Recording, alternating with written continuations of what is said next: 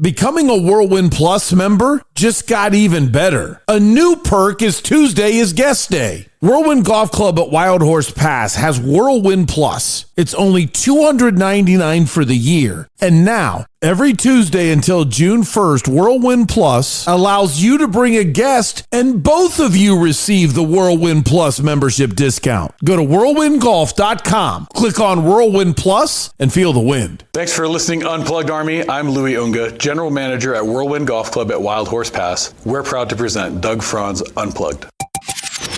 Form an offense. Form an offense. 4 minutes. Form an offense. Form an offense. Everything you need to know in sports that affects Maricopa County, the state of Arizona, and the world, you get in 4 minutes. We start things off in Salt Lake City.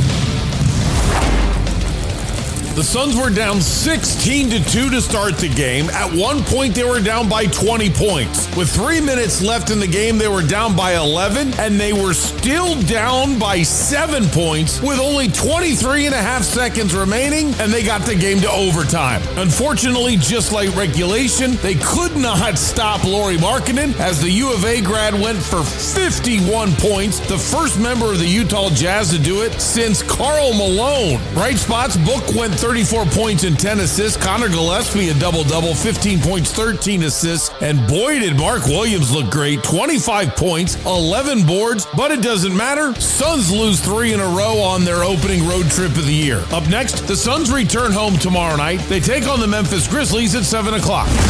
Sun Devils are making a change at the special teams coach position. Head coach Kenny Dillingham. Sad day for me yesterday. Coach Regal, my high school head coach, came in and said he needs to take a medical leave of absence, just get himself right. He's been dealing with some things for quite a few years now, and it just kind of come to a head. Assistant Special Teams Coordinator Jack Nudo takes over. Up next, Devils go on the road and take on Iowa State Saturday morning at 10.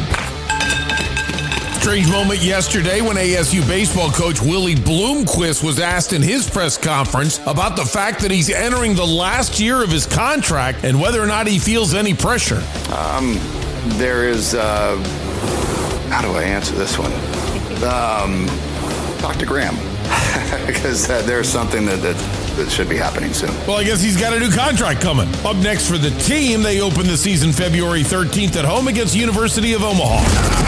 U of A's back from their bye week. They head to Boulder to take on Colorado for the weekend. Coach Brennan, what do you think of the CU signal caller, Caden Salter? He's an explosive football player, and he can make the throws he needs to make, but he's also dangerous in the run game, which is obviously something that we've had to deal with the last couple weeks. Really good football player, and I know they've had a couple different guys play this year, so we're kind of preparing for all of them because you don't really know which one it's going to be. Wildcats kickoff in Boulder Saturday at 4. Head coach Jonathan Gannon meets with the media today for the Cardinals, but yesterday they announced that Michael Carter has been cut. It could mean that DeMercado is healthy enough, but DeMercado's already on the roster. The roster space could be taken by Walter Nolan, who's eligible to come off the PUP list. Up next for the Cardinals, on the road at Dallas, Monday Night Football. U of A had their last scrimmage of the year. They beat Emory-Riddle 113-42. Head coach Tommy Lloyd. They made 4 threes basically before the first media timeout and ended up with 6. But I think that's a great lesson for our guys 2 ways. 1, you got to come out from the tip ready to execute your plan. 2, teams sometimes make early threes. Don't panic. Adjust. The season starts on Monday. U of A in Vegas taking on number 3 Florida. An epic last night in Game 3 of the World Series. Bottom of the 18th inning. Yes, I said that. Freddie Freeman became the first player in baseball history to have 2 walk-off homers in a World Series. Dodgers won 6-5 behind the relief work of Will Klein, who pitched 4 innings and didn't give up a run. Manager Dave Roberts. It's one of the greatest World Series games of all time. I'm spent emotionally. We had a ball game later tonight, which is crazy. There's just a lot of heroes tonight. Up next, Blue Jays try to even the series at Dodger Stadium. Tonight, Toronto uses Shane Bieber. Dodgers will throw Shohei Ohtani. First pitch, 5 o'clock. And finally, meet Joshua Rand of Pono, Vermont. Joshua took a curve too fast, flipped his truck. As the truck laid upside down, luckily, Joshua was able to get out and only suffered minor injuries. The same can't be said for the truck, however, because while upside down, it had slid onto train tracks. Yeah, As the police are helping Joshua out of the truck, they clear the area and begin contacting the trains that use those tracks. They weren't able to get a hold of a southbound train in time, and it collided with the truck. Joshua and the train are both doing fine. The truck, not so much. So if you're having a bad day, just remember, if all four wheels of your car stay touching the road for the rest of the day, you're one step closer to greatness. The reason why I always say that Bell's is not your typical country bar with mediocre bar food is because our kitchen is truly a scratch kitchen. From every single sauce that we make, to every dish, to the beef that we have come in, to the seafood that we have brought in each day, every single dish is handcrafted. We don't have microwaves, so you're tasting that quality the minute that it hits the table. Bell's Nashville Kitchen on Main Street in Old Town Scottsdale. You found home, down home.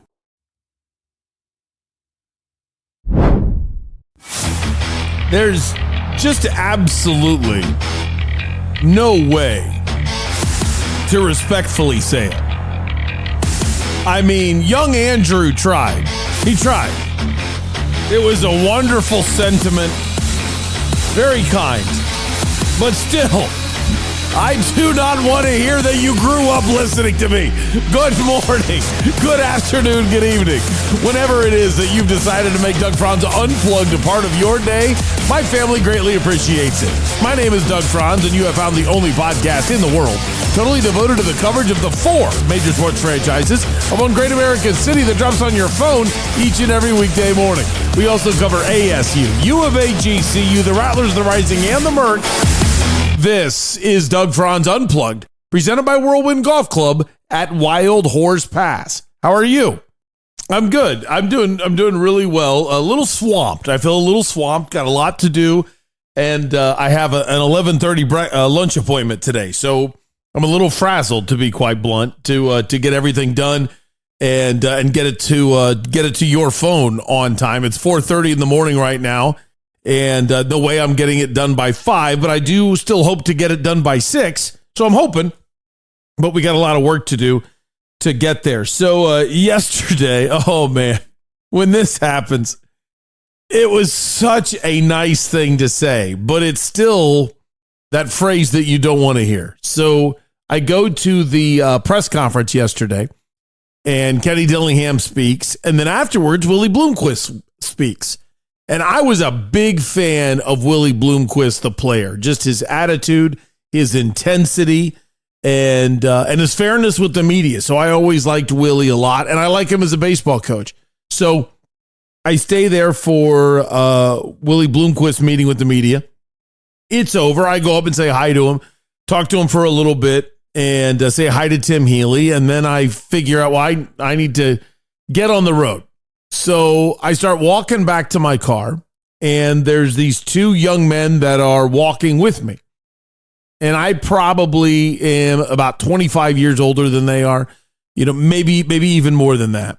And as we're walking out of the press conference room, which is in the southern end of Sun Devil Stadium, the northern, I butchered my own cardinal directions, the northern side of Sun Devil Stadium. I'm walking down the hill, and this young man, we'll call him Anthony, says, Doug, I don't know if you like hearing this, but you probably heard it before. I grew up listening to you. And, I like every time I hear that, I'm just like, oh my gosh. But the show, if you think about it, the old show was 15 years long.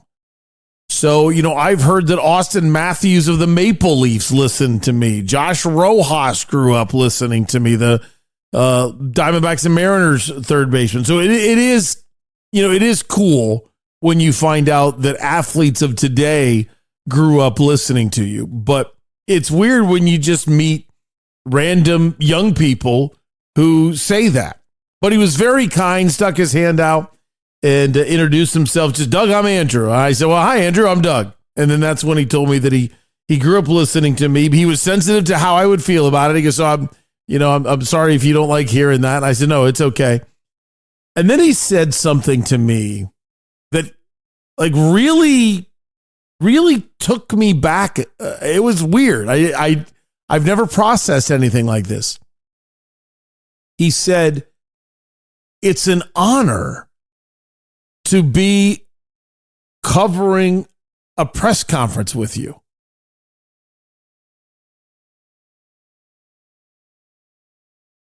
Yeah. I mean, you know me, I'm kind of a cynic. So my first thought, I immediately started thinking was, man, you got to set your goals higher than this, young man. That's like, you're honored to be at a press conference with me. I mean, step higher in life, let's go, get fired up. More to life than meeting Doug at a press conference. But I started thinking about it, and I realized how cool it was, really, what he was trying to say. And truthfully, I would like to flip that theory on its ear, because really, it should be, Anthony, about you. That you've worked hard enough in your life to get to the point where you are covering press conferences, and maybe not because you're covering a press conference with me, but I get it. It took me a while to put myself in the proper position, but I started thinking of myself at that age. And the legendary play-by-play voice of the Cincinnati Reds was a man named Marty Brennaman. And I think a lot of you know his son, Tom Brennaman, who did the play-by-play for the Diamondbacks for so many years. Well, I cannot imagine if I would have landed some kind of position where I was even the runner for Marty Brennaman. I at that age, I would have geeked out. I would have thought that I'm a step closer to my dreams. My dream still is in place, actually, is to do Major League Baseball play-by-play. And the fact that my dad's still alive really makes it a dream, which really stinks, being in my early 50s, where you kind of know it's not going to happen. But the idea of having my dad hear me do a game is really, really cool. I think I've told you the story before that one time my dad and my grandmother came to an Ohio Bobcats baseball game with their radios, didn't tell me they were coming, just to hear me do baseball play-by-play, because they knew what it meant to me. And once I put the thing in like full view, or kind of reverse of what Anthony was saying, is that Anthony is me and I'm his Marty Brennaman. You grow up listening to sports talk radio in Phoenix, and obviously what do you think of? You think of Doug and Wolf, and now he's right there 2 rows in front of me asking questions at the same events where he used to hear me ask questions. So then I kind of calmed down a little bit and accepted. I was already in my car, I admit, driving home by the time I really thought about, what a good kid. That was cool for him and for me, because then it made me think back to how I would have reacted to be doing something similar to what Marty Brennaman is doing. That was awesome. The idea of me being at that point in my life, I can't to this day, I become a little boy thinking of that dream actually coming true and being able to do even just an inning of baseball play-by-play. But I thought that was fun. I thought that was fun. So good to meet you, Andrew. And if you have joined the Unplugged Army, Doug at DougFranzUnplugged.com is my email. Email me anytime, and I'd be glad to help you. So after I met Andrew, then I went over to 100 Mile Brewing Company. And I have a terrible story. I got my beer, I got my cheese curds, and then before I could order lunch, some guy was showing a new dessert for 100 Mile Brew. And he gives it to me. He goes, I want you to try this and tell me what you think, because it was on the orders of Sue, the owner, of thinking maybe adding this dessert. So I look at it. I don't know what's in it, but there's a big scoop of vanilla ice cream. And then there's these large squares that I don't know what they are. And then there was something else and some caramel on it. So I tried it. This thing was the bomb. And I couldn't figure out what the big brown square was. And I never would have guessed. But he told me it's a cheese curd that's not fried, but that is somehow cooked into, gosh, what did he call it? Some kind of maple glaze. And I'm looking at that thing, I didn't even know it was cheese. The idea of ice cream and cheese just doesn't make sense to me. And yet when I ate that thing, it was a crazy good dessert. So now I've had cheese curds and dessert curds, and I'm sitting there after about 2 beers, and I'm like, I'm full. I haven't eaten lunch yet, and I'm full. What am I doing? So I didn't even eat anything. And then eventually left and came home. But I sat there and worked forever at the bar, which was dumb, very inefficient, because the drive from Tempe to Goodyear at 1 o'clock in the afternoon is about 25 to 30 minutes. And the drive from Tempe to Goodyear when I left at 3 o'clock is an hour and 5 minutes. It took me 65 minutes to get home. Like, what am I doing? I could have, just had a beer, had cheese curds, ordered sooner, maybe even got something to go and headed home right then and there. And I could have worked and gotten a lot more done. And then I wouldn't be talking to you now at 4:39 in the morning. I would be talking to you at 3:39 in the morning. I would have got more done. And then, of course, you mix in a Suns game that goes into overtime with an 18-inning baseball game. And that really puts you down. That puts you behind things. I got to tell you, that really puts you behind on trying to get caught up. Today's show, we got Guru Rich coming up today to help you with your fantasy team. We talk about some trade strategies that you might find really interesting, especially as it relates to the Cam Scatterbo injury. And I'm doing something a little crazy today. I don't want you to think I'm pretending or lying to you. We don't have a Kenny Dillingham interview today, but it will feel like it. I had 3 questions to ask of Kenny Dillingham, so I asked all 3. Then Doug Holler of The Athletic asked a follow-up based on my question. He called me Doug F. I've never heard anybody in my life call me Doug F. But he called me Doug F. and I follow up to Doug F's question. So I included that.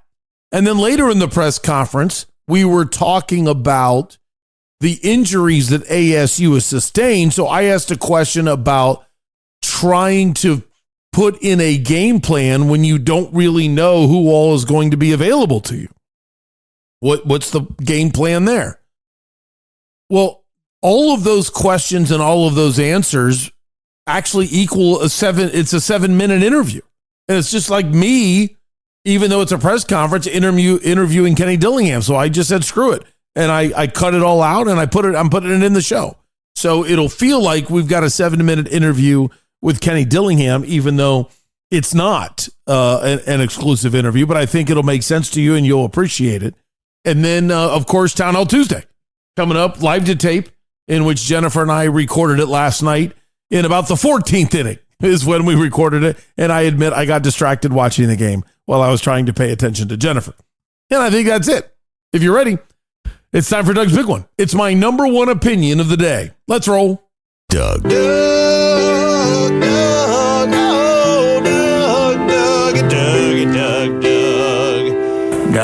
Where's Doug? Here, sorry, Doug. Where you at? Yeah, was that a plug to unplug right there? That was smooth. Well, I can only answer the questions that get asked of me, Doug. Obviously, Franz is such a good player. Doug's Big One. I am not blaming the umpires. I am not blaming the umpires. In a game that goes 18 innings, there are a lot of decisions that were made by managers and players that had more of an effect on the game than one second inning base runner at first. Okay? That needs to be said. I am not blaming the umpire, Mark Wegner, for the entire game. But I don't understand how this takes place at spring training. I would have lost my mind if I'm a Diamondback fan and this happens in June. But the idea that this happened on the grandest stage of a World Series, what are we doing? Here's the broadcast straight from Fox Television. First, oh boy. Everybody's confused. Varshaw's still in his spot. Bichette's wandered off of the base and he's out. Thought it was ball 4. I think we all thought it was ball 4. But the home plate umpire, Mark Wegner, said strike 2, and so that was a live ball. Bichette is out, 1 away. I tell you what. I mean, it's a ball, and everybody knows it. And that's a late call on a 3-1 pitch up. And even the hitter didn't realize that he had made it because it was such a subtle call. That's a bad break for the Blue Jays and Bichette. Again, that was from, I actually recorded it off of a tweet from Fox's baseball coverage. And when I say a tweet, I mean it was straight from Fox. So I want to make sure that you know that to give them the credit. And you can watch the game tonight on Fox 10. But here's the thing that if you didn't see the game last night or missed that part of the game, Bo Bichette gets a single. He is on first. Varshaw's at the plate. It's a 3-1 count.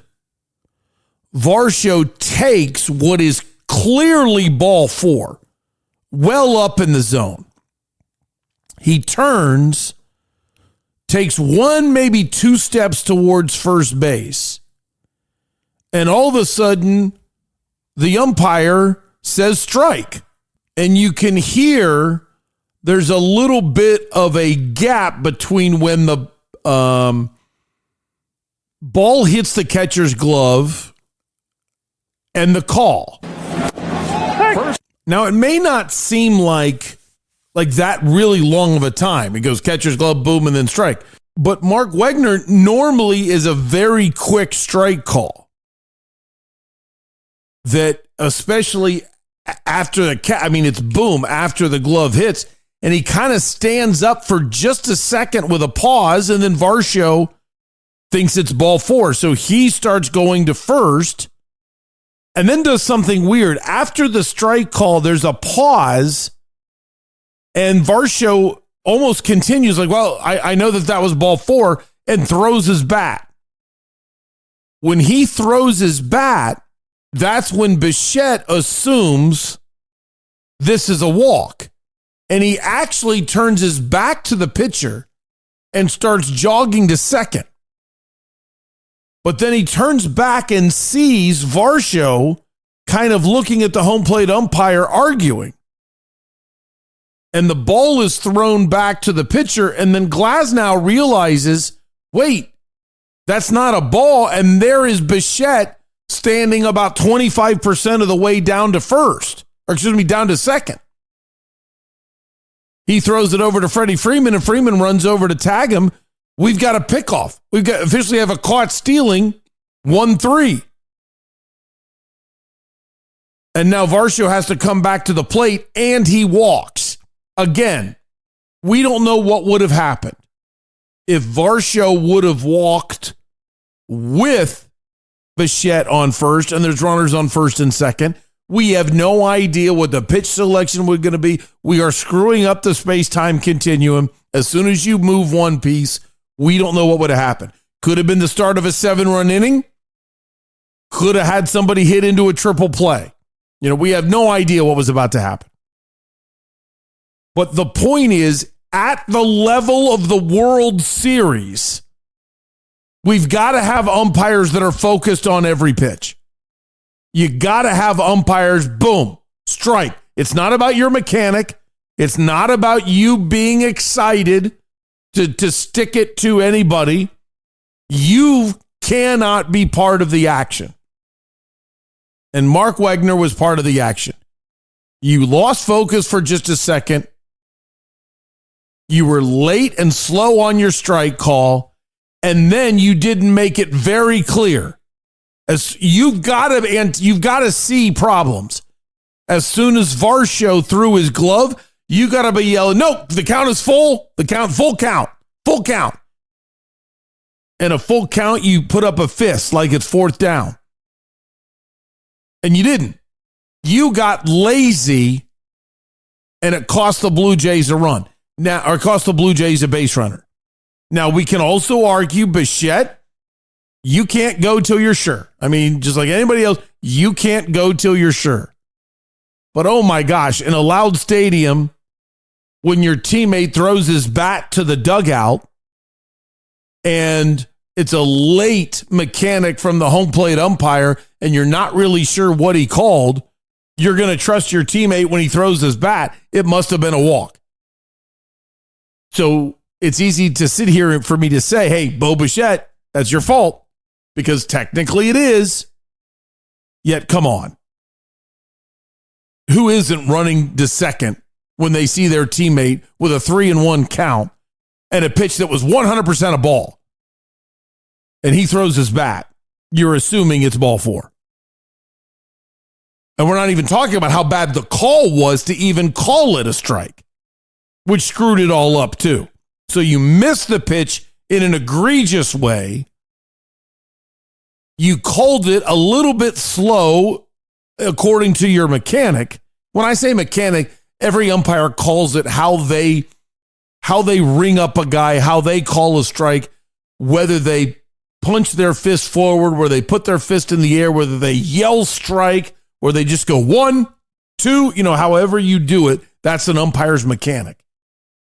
And so you kind of got out of your own mechanic and then didn't aggressively address the situation. You didn't see the situation unfold. You didn't look at the situation and realize you're part of the problem and immediately fix it. And that can't happen in spring training. This is the World freaking Series, dude. If the commissioner had any courage, there would be discipline. I'm not saying go so far as suspending him. Well, maybe I am. I mean, there's nothing wrong with saying, hey, that was a bad moment. Let's take him out for a game. I'm sure you got another umpire that's ready to work the World Series. That was bad. And Doug's big one is just complaining about this is one of the greatest games in the history of baseball. It's not the greatest. That argument has been going on all night. Is that the greatest game of all time? No, it is not. The greatest game in the history of baseball will always be Game 6 of the 75 World Series. You're not topping that game.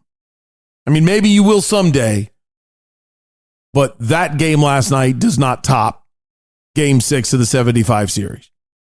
I don't even think it tops Game 7 of the 91 series, the Jack Morris series. In that one, Jack Morris threw 10 innings of shutout baseball, out-pitching the current color analyst of the World Series, John Smoltz. Twins scored in the bottom of the 10th, and they walk off the World Series in Game 7, where the home team won every game. That's probably number 2. Speaking of number 1 and number 2, by the way, that's Doug's big one. But speaking of number 1 and number 2, I got to tell you, I'm trying to talk my nephew into coming on the podcast. He's living with us as he has a job here locally. And this kid is hilarious. Like out of nowhere, Uncle Doug, top 5 fast food. And boom. I mean, his mind works as a constant list. I mean, you got to be on your toes just being in the house. You have no idea what list you're going to be tested with. And then if you answer it, somehow he's the judge, and then he's going to tell you what's wrong with your list. And like judge you as just a bad human being if your list is, oh, no, that's not right. And we got into it yesterday about tight ends. He asked me, who are the top 5 tight ends of all time? Or just who are the top tight ends? Who's the greatest tight end of all time? And I said, for me, it's probably Tony Gonzalez. He's the greatest pass-catching tight end and, was a good blocker. Not a great blocker, but he was a good blocker. And then I said, but obviously, we were watching the Chiefs. I said, well, obviously, Kelsey's on that list. And he goes, no, he's not. And then went crazy that I would mention Kelsey before Antonio Gates. So now here we are arguing. And I thought it was hilarious. Like, why are we doing talk shows together? No, I don't want to do that. But it was hilarious. And it was without beer. I mean, it was like good bar arguments without beer. I was a little lost without beer, to be quite honest. But I'm sitting there thinking about that. And I bring it up because of the national argument that last night's game was the greatest World Series game of all time. And it was not, if you're wondering. As the commander-in-chief, I have made that ruling. I don't know if you're interested. I'm kind of interested in going to Trophy on Wednesday for the Kenny Dillingham show again. And if I do, I'm definitely using the mobile unit at Santan Ford because I need an oil change. And I know I can trust Santan Ford. They've done it for me before. And Trophy is within 25 miles of Santan Ford. That's the rule. Or you can always go to Santan Ford yourself or simply have them come pick your car up if there's some heavier maintenance.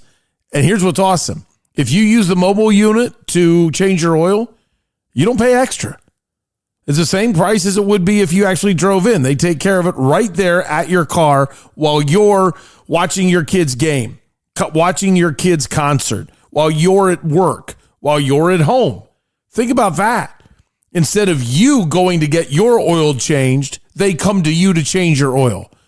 If you want to look into it, just go to santanford.com, click on the mobile unit at the top right of the page, and you can get it scheduled with Santan Ford. I am Santan Ford. All right, here are the crazy stats from yesterday's 18-inning World Series, Game 3. The weirdest thing in the world is as of 2018, there has never been a 17-inning World Series game. And then in 2018, Game 3, Dodgers-Red Sox at Dodger Stadium, it went 18 innings. Now, 2025, Game 3, Dodger Stadium, it goes 18 innings. So there's never been an 18-inning game in World Series history until 2018. And now the exact same game of the World Series, Game 3, in the exact same ballpark, Dodger Stadium. That's weird. And the World Series is always been, I shouldn't say always, it's been a little bit of a collection of hodgepodge in which almost all the time it's been a 7-game series. In 1919, it was actually a 9-game series. You've heard of the famous Black Sox. That was a 9-game series because it was coming off of World War I, and baseball, it felt like, hey, we need to take out an opportunity here that everybody's home. The war is over. Let's get more attention and let's make it a best of 9. And that's why that White Sox team, the 1919 White Sox, you might argue is the greatest team of all time because they were so good they could even pick and choose when they wanted to win. They lost on purpose at the beginning, and then they felt like they weren't getting paid, so they started winning because they just flipped the switch and decided, okay, we will win. And then that scared the gamblers that had bet against them, and they started making death threats against the players, and some of the players were told that their wives and children would be hurt if they didn't lose the game after people started to get worried. But the players did not, hardly any of them got paid for throwing the World Series. What's weird about that is Shoeless Joe did get paid, but it was never proven that he did anything. He just took the money but kept playing hard. The only catch was Christy Mathewson, the famous pitcher, was at the game as a member of the media, and thought there was one fly ball that Joe could have played better. And that was the only knock against him. So most people have said he belongs in the Hall of Fame this whole time. And now that the ruling about Pete Rose has happened, I bet Shoeless Joe does get in at some point. I really drifted on that. So here's the other highlights of last night. Freddie Freeman became the only person in World Series history to have 2 walk-off home runs. He hit a walk-off grand slam in Game 1 last year, and now he hits the walk-off in the bottom of the 18th this year. So only player in baseball history with 2 walk-off homers in a World Series. Shohei Ohtani went 4 for 4 with 5 walks. No player in baseball history had ever been on base 8 times in a World Series. He was on base 9 times last night. It's been 83 years since any player was able to get on base 9 times in a regular season game, let alone a World Series. Frank Isbell. I admit, I don't know Frank. Frank Isbell had 4 doubles for the 06 White Sox in the World Series. And that's the last time anybody ever had 4 extra base hits. Ohtani last night had 2 homers, 2 doubles. So it's the first player since the 06. Now and I say 06, I'm saying 1906. The 1906 World Series was special because it was the only one in the history of Chicago to have the White Sox and Cubs in it. The Cubs, you remember that cheesy poem that all baseball fans learned, Evers to Tinkers to Chance? That's the infield of the Chicago Cubs, and that was at that time, the 06 Cubs. The White Sox were called the Hitless Wonders. I'd have to look it up, but their team batting average was like 218. They were just incredibly pitching and defense. But seriously, their team average was like 218 or 228, something like that. And yet they raked once they got into the World Series, and they won the 06 World Series. Cubs were so mad, they turned around. Cubs won 07, Cubs won 08. And then the Cubs didn't win again until 2016, from 08 to 2016. So anyway, Ohtani did that. And Ohtani is also the first player in baseball history to ever have a 4-hit game and walk more often than hit. 4 base hits, 5 walks for Ohtani last night. That's just absolutely insane. And the game ended at like 3:30 in the afternoon today, Tuesday, 3:30 Tuesday. I know that sounds weird when you're driving in your car. Wait a minute, it's not 3:30 yet. No, 3:30 for yesterday for us was Tuesday in Tokyo. So 3:30 Tuesday afternoon in Tokyo is when the game ended. So you can imagine there's all kinds of people watching and watching Shohei Ohtani possibly win it. He didn't. It was Freddie Freeman. Will Klein got the win. He was the last reliever available in the bullpen before they were going to have to choose starting pitchers. Will Klein had never thrown more than 40 pitches in a game. His top was 36. He threw 72 pitches. He had never pitched 3 innings in a major league game. And this was his first postseason game of his career. And I believe he was a replacement for Alex Vezina to come in. And Will Klein was incredible. Just, I mean, if it was any other team, I would have been rooting for that team.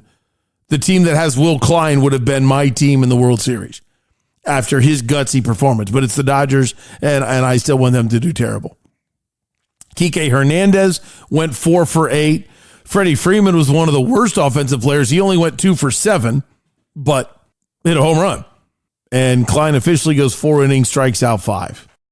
And on a sidebar, what was crazy is it was Yamamoto who has pitched 2 complete games in this postseason, began warming up at the bullpen, that if this game would have went to the top of the 19th, he was going to go in. And yet it ends it. Freddie Freeman leads it off the bottom of the 18th with a solo homer. And there's everything that happened that's just absolutely crazy about last night's game.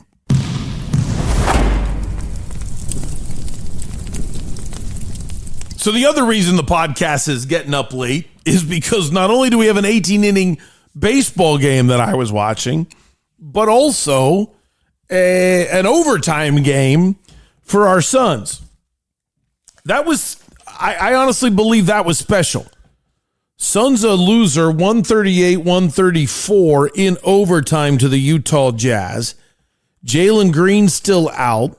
Dylan Brooks out. So you have 40% of the projected starting lineup out, and you still go into overtime. Granted, Utah is not expected to be good. The issue was the start of the game. They were down the Suns were down 16-2 to start. I actually thought Booker was a little slow at times last night. A little slow.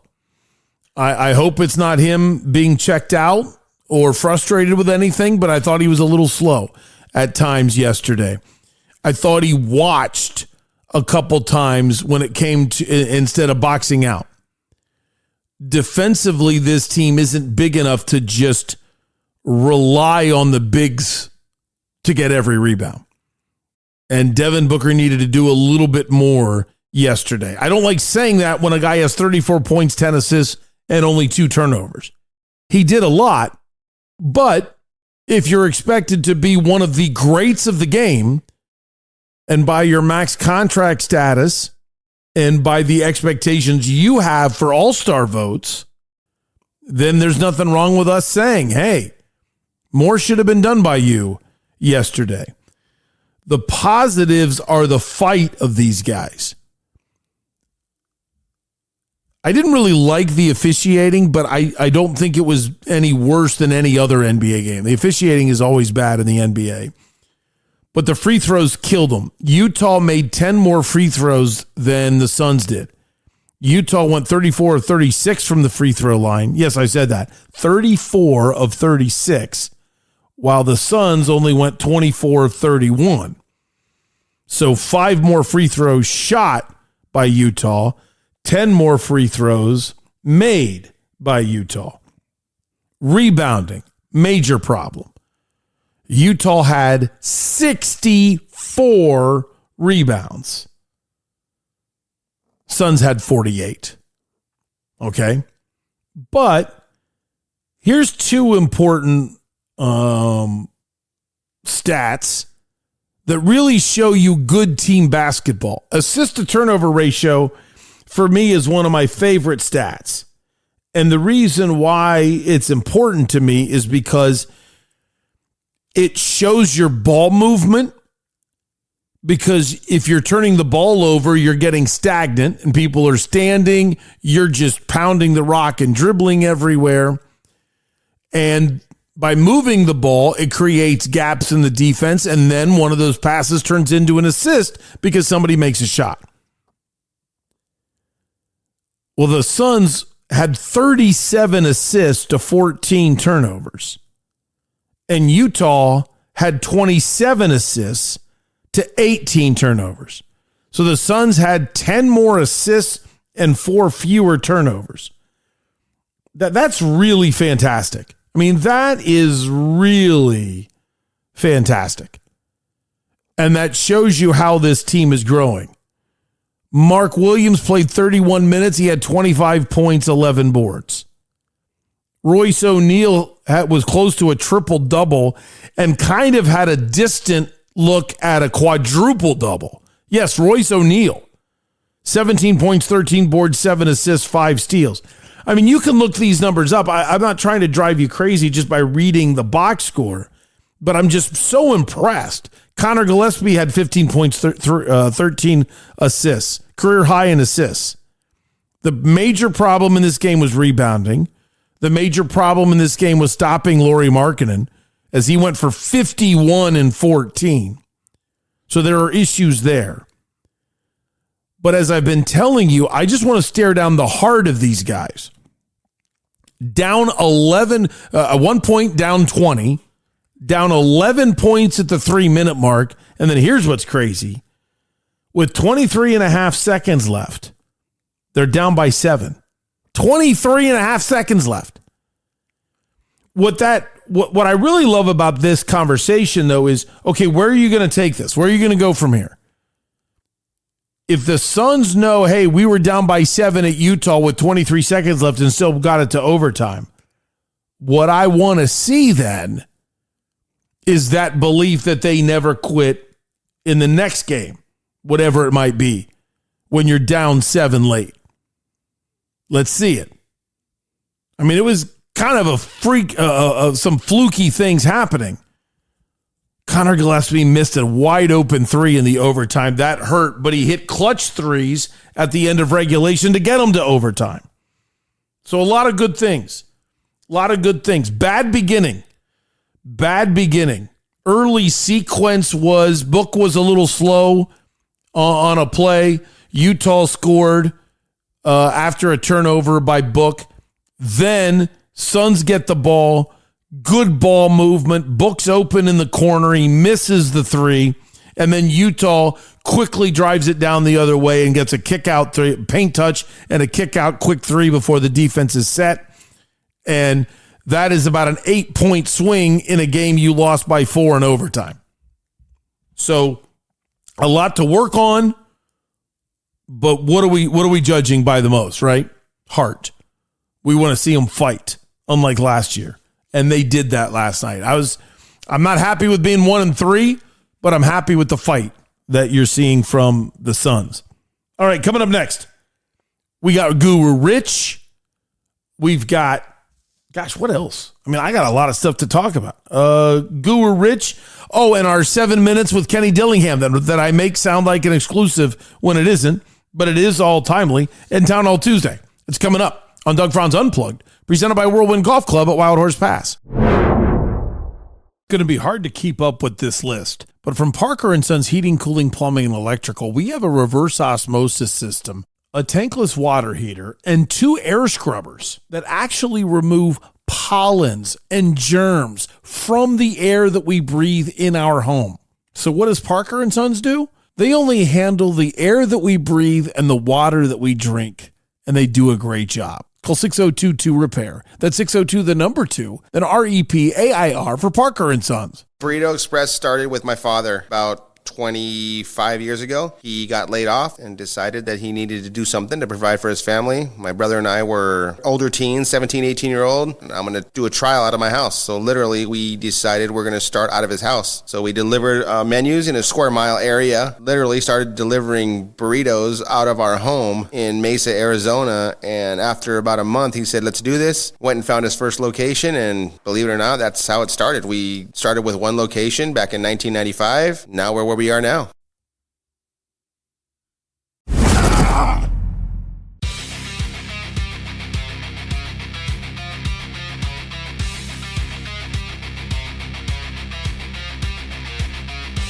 It is a Tuesday morning, which means it's Guru Rich Day, and obviously it means it's Town Hall Tuesday as well.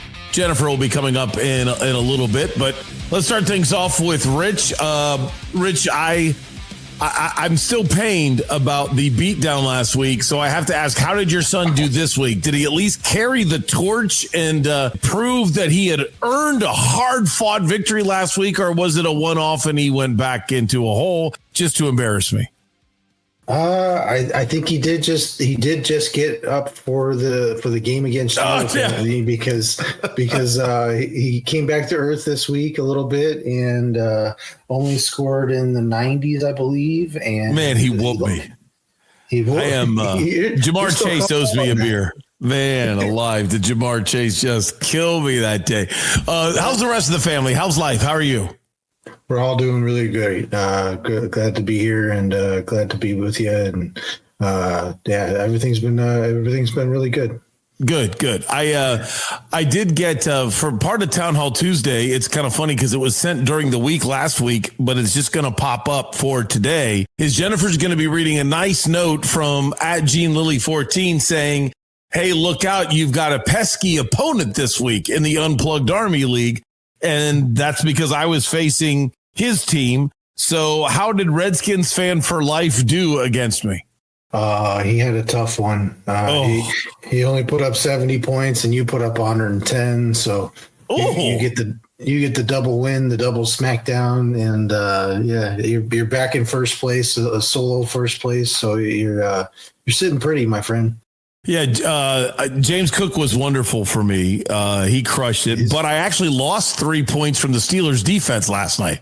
That's not good. The defense lost me points. Like, what's going on? Now, I can't complain because I got a lot of points from a kicker. So whenever your kicker kind of helps carry you. Well, you mentioned I'm in first place by myself. That must mean AZ Brew Crew did not take care of business. How did he do?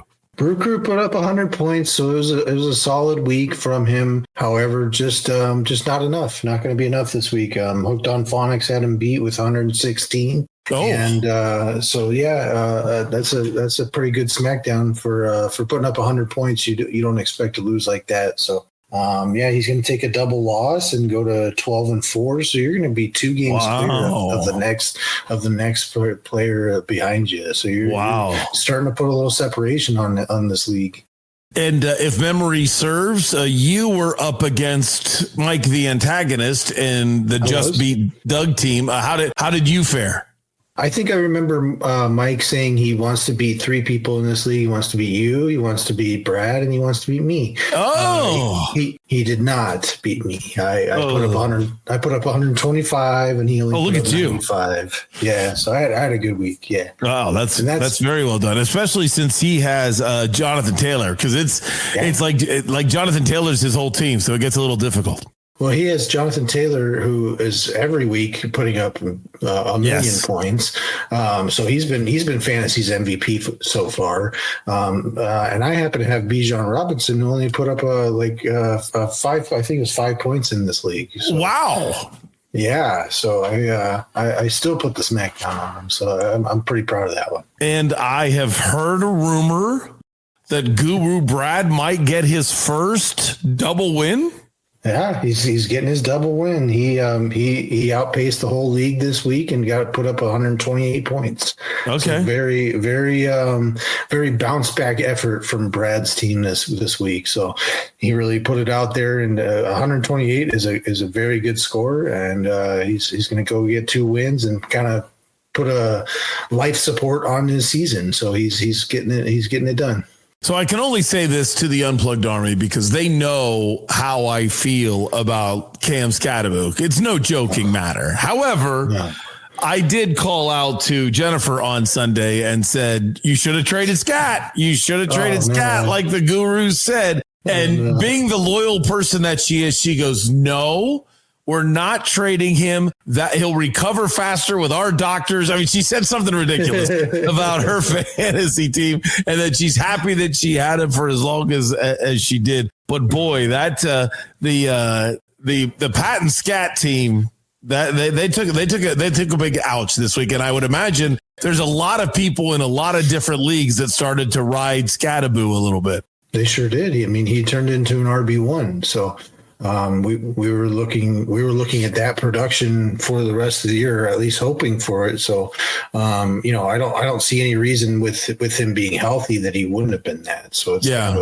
it's a big thing to take on here at this point in the season. I mean, we're in week 8, so it's a tough point to take that type of injury that we know is going to take him out for the rest of the year. It's heartbreaking. Yeah. Yeah, it was a horrible injury. I was watching it and I saw it happen live, and I was like, "Oh my goodness!" So that's not good. Yeah. And then Merrick M and his team of North Koreans, the euchre with 5s, which you do not keep score with 5s. It's 6s and 4s. I saw the score where it was trending, and he lost to Blackjack Ryan, and I got to ask, in all of your years of fantasy, have you seen a lower score than what Merrick M put up? I have. Okay. I've seen some scores in the 30s and stuff, but that 48. Were you playing with first graders, or like when did that happen? You'd be surprised, man. You'd definitely be surprised the way the weeks flow and how bad you can score. But yeah, I've seen some in the 30s. But 48 is pretty rough. That's pretty low for a score in our league. So yeah. Merrick's got some work to do there for sure. And, good for Ryan, Bear Blitz and repeat. Yeah. He went out and scored 126 points, after he kind of got a little bit of smackdown on the air last week and was told his team was kind of struggling. And so he came back and put up a good week. So good for him. Well, number one for next week, I want to make it official that for the first time in my life, I'm rooting for Guru Brad because he is going up against AZ Brew Crew to help create a little bit more space. And I realize you're going to tell me the projections don't matter, but here's what's unbelievable. My opponent next week is team winning, is you. And it says right now, I will lose by 0.31 points. Oh man, yeah, I've seen that already. Yeah, we've got quite the barn burner coming up for us next week. It should be a fun one, my friend. Hopefully other people chip in.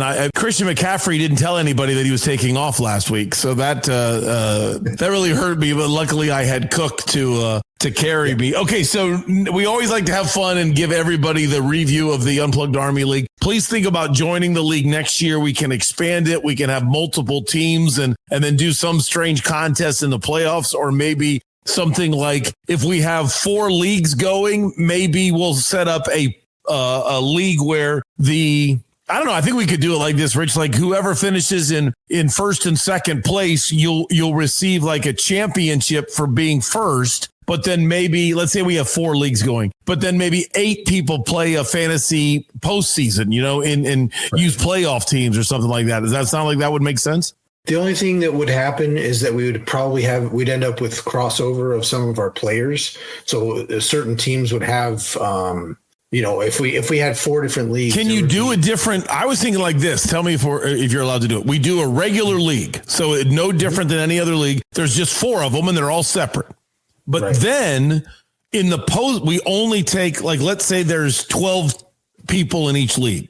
Mm-hmm. Then when the regular season is over, we take the top 2 people in each league and then redraft. I mean, have another league of postseason players. Is that okay? Is that, I don't think that's because I've seen postseason leagues, but I never knew, how they worked. And we would just do a league of only players in the playoffs. Because then to me, that's crazy. Because then you're guessing too, who's going to last longer. Do you really want Christian McCaffrey if you think the 49ers are going to play one game and lose? Yeah. Playoff fantasy is definitely a different ball game for sure. But something along those lines, I think would definitely work for us. Yeah, we can definitely work it out and have more leagues. So we definitely want to get more people if we can next year. Okay, more the merrier. That's wonderful. And then I have news for you because I do credit you and Guru Brad in the Bobby Mack League. I am 5-2, which doesn't sound very impressive, but for some reason that's in first place. Okay. And I have it's not, official until tomorrow, but I'm winning against the third place guy right now, 144 to 101.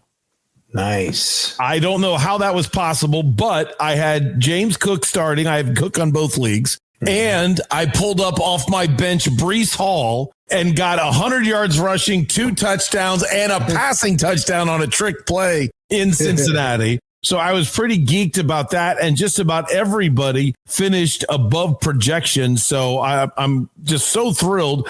I'm going to roll. But if I ask you, how do you think should I be doing something to shape up for the playoffs? I've got Rodgers as my quarterback, and I actually have Trevor Lawrence on my bench, but he was on a bye, and I have Brock Purdy who's on IR for me.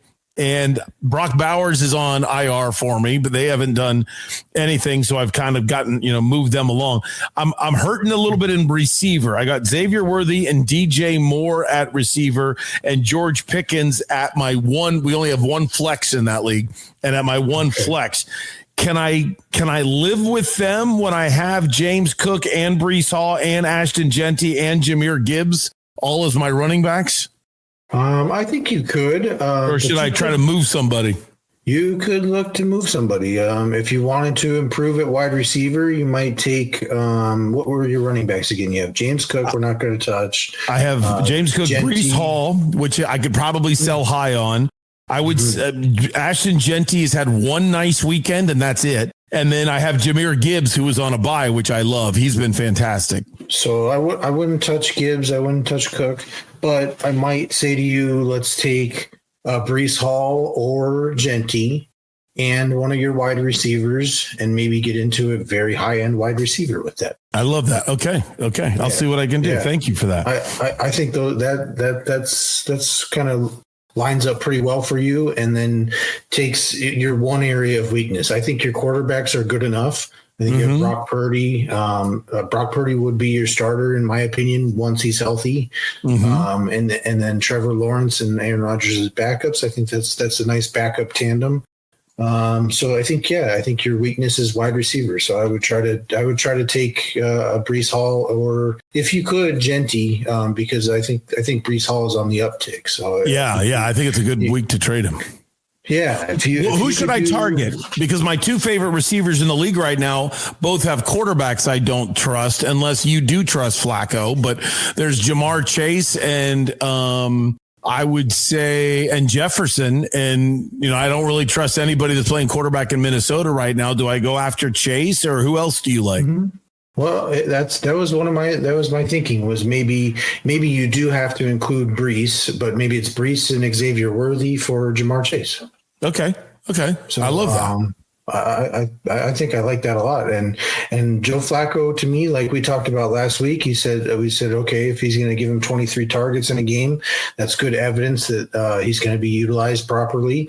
And this week he got 19 targets. So I think that's unworldly numbers when it comes to wide receivers. Yeah. So remember this Unplugged Army, even though we're focused on my team, the conversation is about how to create your own trade. So look at your team. Where are you weak? Where are you strong? And then at this point in the season, try to be able to get a little flip flop and obviously get something good and hope to get something great. Tell us about, I know we're getting late in the year, but were there any surprises maybe this week or guys trending up in the last couple of weeks that you think could be viable waiver claims? Viable waiver claims. Well, we talked about how unfortunately Cam Scatterbo goes with an injury. Yep. A lot of times our waiver wires are just a reflection of that. So we are gonna definitely want to invest in Tyrone Tracy this week. Okay, he's the next man up in New York, and honestly, to come into the year, I was undervaluing what Scatterbo brought to a team. And where, just that energy and what it brings to a team was just like missing from my analysis. So I didn't expect Tyrone Tracy to lose out this job, but he did. And so, but I'll tell you that Tyrone Tracy is a talented back, and what he also is a talented pass catching back. So I think they're going to have to lean into that quite a bit with the reshaping of their offense a little bit. And so I do think Tyrone Tracy is very valuable on the waiver wire this week. That's interesting. So then let me go a little nuts. Do you subscribe to a theory that if you are lower in the standings, put in a claim for Tracy and then try to contact the team who has Cam Scatterbo and see if you can pull off a little magic there and say, hey, you need this guy. He's the new Giants running back. I absolutely believe in that. And, even if your roster is telling you, oh, I don't really even need a running back, you would still, like you said, I think that's the perfect play. Even if I don't need a running back, I want to go out and pick up Tyrone Tracy and then immediately, yes, go talk to that Cam Scatterbo roster guy and say, hey, what do you think about Tyrone Tracy? Okay, let's replace that value for you, and you're not getting a 1-for-1 when it comes to Scatterboo. We were talking about as an RB1, whereas Tyrone Tracy, we'd be talking about him probably ranked as an RB2 on a weekly basis. Okay, so you have to value it that way, and especially with a trade, take that value when you're discussing it. Yeah. What are you looking at now within the fantasy realm, but now in an actual NFL reality? What are some of the matchups you're looking at? What are some of the strengths versus weaknesses that some of our unplugged GMs can exploit? Well, coming up this week, I like the Rams at home coming off of the bye versus New Orleans. And Tyler Shook probably starting at quarterback. Right. So for streaming defense, I like a streaming defense of the Rams. For offensive players, I like it. I think he's more than a streaming quarterback at this point, but Matthew Stafford, I think he's bumped himself up to where he's actually a weekly starter. Mm-hmm. But I think he's definitely someone we want to fire up. They're going to have a good game. I just believe that. I believe Tyler Shook. I mean, no offense to the kid, but I don't think he has it. So when the ball gets turned over this weekend, that's going to create very good offensive opportunities for the Rams as well. Okay. So anybody, Nacua, doesn't matter. You want Rams offensive players. It looks like Puka Nacua will be back this week. Yeah, I heard a rumor he should be back. Yeah. We want to fire him up. We want to fire up Devontae Adams for sure, Matt Stafford, Kyron Williams. We want the whole crew basically. Okay, good stuff. Yeah. Any other matchups you like? Unfortunately, I do have to say that Seattle will be going to Washington, and again, I kind of like the matchup. I think defensively that matchup. So if we can stream that defense, we're going to start there. But also, I do believe that Seattle will have a good game here. So I like those matchups. Yeah. Washington in last night's game, first drive, just dink, move the football right down the field, and then Deebo Samuel tried to catch one with his face mask, and it bounced up in the air. Chiefs interception, and it was all downhill from there. I mean, that was that. Yeah. So Washington looks a little befuddled. I don't think they'll have Jaden Daniels back just yet. So I do like to pick on them a little bit next week. It's deserved. It's the life of my team, and I know it. I know it pretty well. Hey, so I'm a Cardinals fan, so I understand. Yeah, that's how it feels. How's that going for you, by the way? It's horrible. It's a horrible existence. I don't know why I choose this. Well, you know what? I will ask you, as a Cardinals fan and a hardcore member of the Unplugged Army, join us on Town Hall Tuesday now and rip me or support me. What do you think of my theory of full well knowing the team has a better chance of winning with Jacoby Brissett? I think it's over anyway, so you might as well see the small glimmer of hope. If there is in Kyler, we'll find out now. And if you don't find it, fine. You can go to Brissett later in the year. And I still want Kyler next year. I don't really want him, but I don't want to take that salary cap hit. And he can get punished while the new kid is learning, whoever they draft in the first or second round. Rich, as the designated Cardinals fan, what say you? I like the idea of putting Kyler to the test. So like what we're saying here is he has to go through the turmoil and the existence of the pressure of knowing that everybody is saying that Jacoby Brissett has started out and looked better. So he has to go out there and perform. So I do like the idea of putting him back in there and saying, here it is, go and get it, young man. Let's see what you can do. Honestly, it's super frustrating because I feel like Kyler is a very talented quarterback. Mm-hmm. And what I do end up believing is that he will get a change of scenery at some point.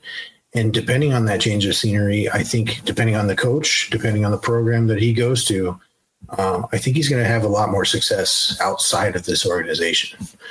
So that could be true, especially if the one thing is, though, and it's not like me to defend the organization ever, but there is also a side that says once his ego gets knocked off the top of his head, that then he realizes I can't make it in this league doing it the way I think is right. And I think he spent his whole life being trained by his dad to do it this way. And he's got to come to the realization that there's a ceiling here and you've hit it. You hit it 5 years ago and you're not getting any better. What are you willing to do about it? And getting cut or traded might be the thing that wakes him up to that. That's what I believe. Yeah, I believe that moment in time would probably be the antithesis of him going to a new organization and reshaping his mind and reframing what it is to be an NFL quarterback. Well said. Well said. All right, it's time for Guru Rich's Fantasy Tidbits, which we never have any idea where your brain goes, but what are the secrets of the trade, little nuggets, things that GMs might not realize going into week 9 of the NFL season? This week, I've got a couple things for you. Last week we had Bijan with a dud. We had Christian McCaffrey with a dud. We had Jake Ferguson go out and give us a 0 spot, which he was the number 1 tight end. So I just want to remind everybody that this is the weekly game that we play. It's a tough game, and sometimes it can be brutal when you just think, man, why did CMC only get me 8 points? He's given me 20. 8.3 if you're wondering. I know all about that. If you happen to be saying that to yourself, what's going on with Christian McCaffrey? These games happen. This is a week-to-week NFL game that we play, and that's why that stuff happens. So I wouldn't stress it too much, and we just keep plugging along. We keep plug along, and we're on to Cincinnati, as I say sometimes. Sadly, the Jets wish they could play Cincinnati every time. They're the only team that didn't want to leave. I think they're so through. 500 yards later, yeah. Oh my gosh, that was just death. Good job getting rid of your defensive coordinator, Cincinnati. I'm glad that worked out. Right. Thank you, Rich. You were great. My best to everybody at Murray Electric. All right, brother. Thank you.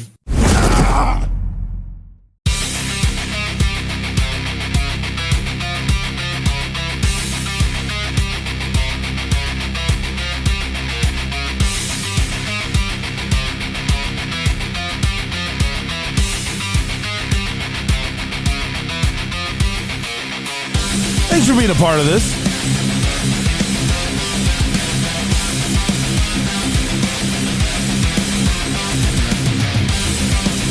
Sorry, I'm going to kind of rifle through this part of the show, and the reason why I'm kind of moving pretty quick here is because not only is it already 5:18, but I told you I have a big lunch appointment today at 11:30, so I want to, and it's way up in North Scottsdale. So for a guy from Goodyear, there's an hour and 15 minutes as part of, so round trip over 2 hours. So I still have a lot to do, but I just really appreciate, I hope you like having the fantasy guys on as much as I do. Guru Rich and Guru Brad every Tuesday and every Friday to help you with your fantasy team. Or even if you're not a fantasy guy, I think there's good information there, whether it's gambling, if you like gambling, or whether it's just learning the matchups that are upcoming in football, and just us having fun with giving you a recap of how the league is going. And if you don't care about that, I understand you might think it's a waste of time, but hopefully you have fun with it, of talking to Guru and Commissioner Rich every Tuesday. So this is Kenny Dillingham's press conference, and the first part of the press conference is he is asked by Chris Cartman of Sun Devil Source about the situation with Charlie Regal and how it happened, and specifically what happened when we found out the special teams coach was stepping down for a time.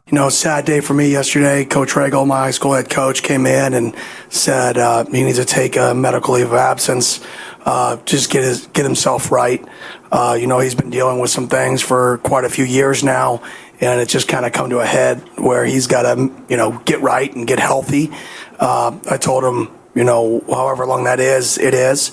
And whether it's 2 weeks, 3 weeks, 1 week, a month, a year, 6 weeks, whenever you feel ready again, let's have a conversation and go from there. But yeah, that was definitely not a fun conversation, for me to have, a guy that is a key reason that I'm here. So thoughts and prayers with him and his family as well as he, tries to get back on track and start to feel better. And then Chris Cartman asked a follow-up, which was, okay, what's the future hold now? What's the special teams role for the new coach? Jack Nudo is going to kind of take the lead there. I'm going to be involved. I was way more involved, last week just because that's my role as I kind of float around from that perspective. And then Coach Waz, who has experience being a special teams coordinator in the past, is also going to be very, very involved in the special teams underneath Jack. So I think we have a team together to go, replace him. He did a lot. The hard part is not replacing the football. Football is football. The hard part is replacing the staff dynamics of who are people going to complain to now, right? It's the natural human nature, right? Not everybody likes everything we do. Like, who do they go to complain to? Who takes things off of my plate before they hit there? Who can, there's so many more layers to it than what the people see. Coach Regal was an instrumental part in taking a program that was on life support and bringing them to the highest it's been in decades. And sometimes people don't take that, into account, the things that he did to get us to that point. A very strange conversation piece. The staff dynamic. And just this is one of the reasons why I like Kenny so much, just admitting that we don't know what goes on behind the scenes and that everybody gets along, but not everybody agrees. And sometimes people disagree very aggressively. And Charlie Regal's kind of the moderator, not the head coach. You got an issue, don't bug the head coach about it. Come to me, let's talk about it. And now that element is gone. Plus, with Charlie being so experienced, you get that kind of man of reason aspect. So that's the setup. Now, I trust Kenny Dillingham. I think he's an honest man. So I can leave it there. However, I still have a job as a journalist. I look at myself as an entertainer first, journalist second, but I still am a journalist. And a journalist always has to be skeptical. And it is a little strange to have a unit as special teams performing as definitely one of the worst in the Big 12 and possibly is one of the worst in the country. ASU special teams is terrible. It's costing them games. And when when an organization or a program puts out someone's taking a medical leave of absence who's coaching a unit that's terrible, it is hard for me to believe. It's hard for me not to think, wait a minute, did you just not want to fire him? Or did you not want him to be fired publicly so he can step down for medical reasons? It is true. He's had some medical issues in the past, so we can use those medical issues as an excuse, say that's why you're leaving, when it's really not why you're leaving. You're leaving because I'm telling you you're no longer the special teams coach. Is that fair? Is that normal? Is that real? But that was what was on my mind. That I'm having a hard time buying this. His unit is struggling, and now he's gone for a supposed medical leave. So here's how I phrase the question, and it's the beginning of me playing for you the 7 minutes of mostly me asking questions with one follow-up from Doug Holler. But my question is kind of simple. It's kind of more of a what if, and I have to tell you, I was amazed at Kenny's answer because I thought it was brutally honest, and it flipped the question on its ear because I didn't realize you could look at it through a different prism, that it's possibly the struggles of special teams that have caused some of the flare-ups in the health of Charlie Ragle. If a unit's struggling and a coach steps down, there's immediate speculation. So I'll just ask, if you have the best special teams unit in college football, is Charlie Ragle stepping down for health reasons? I don't know. I mean, it just depends. I mean, this is a stressful job. So I couldn't tell you the answer to that. That'd be a question for him. I know right now it's not the best thing for his health. And it's sad to say, because he, like I said, he had so much more value than what people see on a Saturday night. There is a reason why, a program on life support got turned to have really high expectations, and that's what it should have. And he was an absolute vital piece to that, whether it was in the community, whether it was with our players, whether it was managing coaches that don't think we should tackle, think we should tackle, right? Have a different opinion, don't like our practice structure, like it. His ability to get everybody on the same page and prevent problems from escalating and staff morale is something that you can't put in words. And he was instrumental to be 5-3 right now, which a lot of teams would want to be, and to what we did last year. And it's weird coming in the office without him. I've never been a head coach without, him right there next to my office. So that is a little bit different, and I think it's going to be an adjustment for everybody. And you know that Nick Saban ruined it for everyone when he said, I'm not going to be the Alabama head coach. But your picture's on the top of an Athletic article today speculating of LSU and Penn State. So have you told your agent, don't listen to anybody, don't answer? Do you listen? Where's your role in future openings? I'm trying to win as many games as I can here. That is my number one focus, is our players, our football team, everything about us. That's simple. Like, I am so singularly focused on us to win football games, to become a better football team, this season. Like, that's my singular focus. And lastly, did you text Scat, or did you call Scat, or give us a relationship update on you and Scat? I called Scat. He didn't answer, and then he called back, and I didn't have my phone, and then he went into surgery, and then we exchanged some conversation this morning. I'm not going to go into that, but really sad deal. That dude's just worked his butt off his entire life to get to where he's at. But it's a great example of, if you treat people well, regardless of how he rehabs and regardless of his future, he's going to be successful based off how he treated people, the passion he played the game through football in 10 years and 15 years. That dude has built a brand for himself that's sustainable. And it's unfortunate what happened to him, but his success in life, is still going to be there. Thanks. Hi, Kenny. Doug Haller with The Athletic. I wanted to just follow up on what Doug F. just asked. When your name is attached to jobs, do you find that flattering of what you've accomplished, or do you find it distracting of what you're trying to build? I find it nothing, to be honest.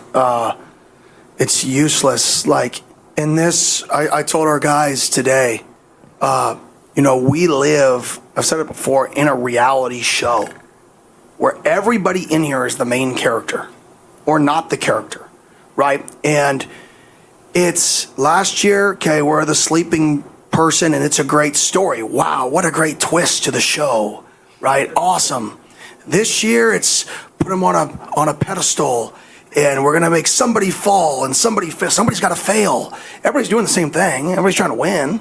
Right? Not everybody can win. That's why college football is chaotic and crazy, because everybody expects everybody to go undefeated. Everybody expects everybody to win their conference. It's impossible. It's a math problem that can't possibly be done. So I tell our guys, if you get lost in people making you the reality show, this thing's going to be miserable for you as a player, because it's not all real. It's not. What's real is what's in our building. So I am so singularly focused on what is in our building. Nothing is real out there. It's all what gets clicks, what sells, what creates the best reality show in college football in the market you're in. So you better not get lost in the show, and you better be who you are and be grounded. So that was my message to the team. Was that exact thing I just told you all, because I think it's true. It's sad, it's comical, it's all of it wrapped into one. Just get better today and see what happens tomorrow. So why do you think loyalty is so questioned in this profession? Because it's both ways. People get fired as quick as they get hired. So, it's how can people hate coaches as quickly as they love coaches? So I think it's a just part of it is it's a volatile world where everybody wants to be first. And it's, to be honest, like Ricky Bobby said it best. Like, if you're not first, you're last in this thing. And I think that's why it's such a volatile profession is everybody expects everybody to be first. And if you're not first, you're last and you get fired. So when you are first, well, how do I stay first? Or what do I got to do to stay first? Right? Because eventually you're probably going to be last, right? It's historically over time. And then the key is, how do you just not bottom out? And I think I've said that from the beginning. The goal is to create sustainability. The goal is to create a standard and to where your valleys are higher than they've ever been. The highs are going to happen when they happen, right? How do you create a program that is, when you're at the low, it's still pretty dang good. When you're not exceeding or hitting expectations, it's still pretty dang good. That is the challenge, is to not go from here to there. If you can go from here to there, and then go there, then go there, then there, then all good. You just can't go there.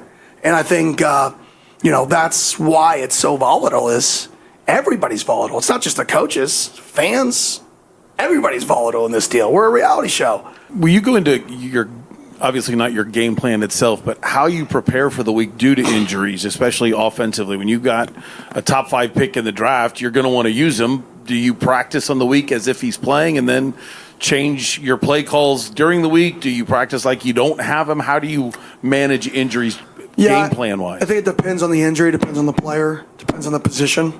A guy like Jordan, you can create an entire plan around him being singled. Right, so I do think knowing if he's playing or not is important. Your quarterback, that's pretty important to know if they're playing or not. Defensive backs, can we cover them in man? Can we not? Who do we want to blitz? Who do we not want to blitz? Can they play these combo coverages? Can they not? That's important. And those become challenging things. But, that's your job as a coach is to be able to manage challenging situations, And like I said, that's our job. It's to figure it out. And we got to figure it out. And we got a really good game, versus a really good opponent on the road. So we got to find a way.